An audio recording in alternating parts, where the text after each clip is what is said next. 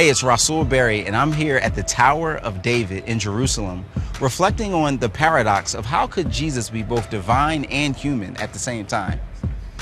Jerusalem is known as the city of David because David would have settled just over that ridge over there about 3,000 years ago.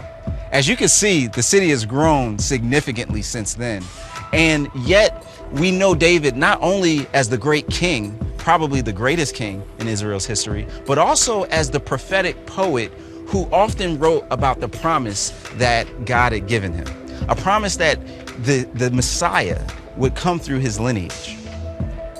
How could David refer to him as Lord and he's his son? Well, Jesus himself really liked to expose these paradoxes, especially when it came to his identity as Messiah.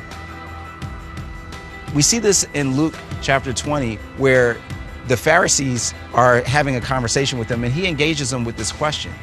How could the Messiah be the son of David when David wrote in Psalm 110, "The Lord said to my Lord, sit at my right hand until I make your enemies your footstool."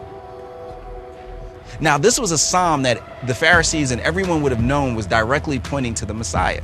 So then Jesus asked, how could David call him Lord if he's his son? This kind of created somewhat of a paradox, right? Because how is it possible that the Messiah could be considered both divine and human?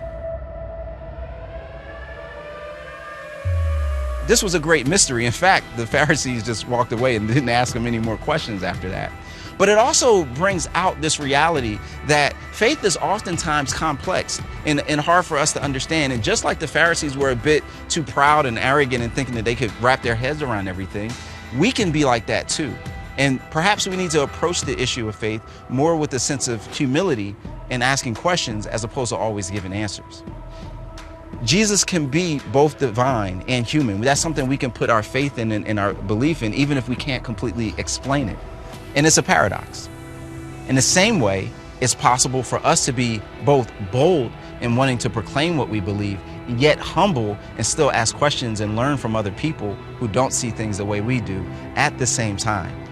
And yes, holding all of those things together takes embracing the paradox.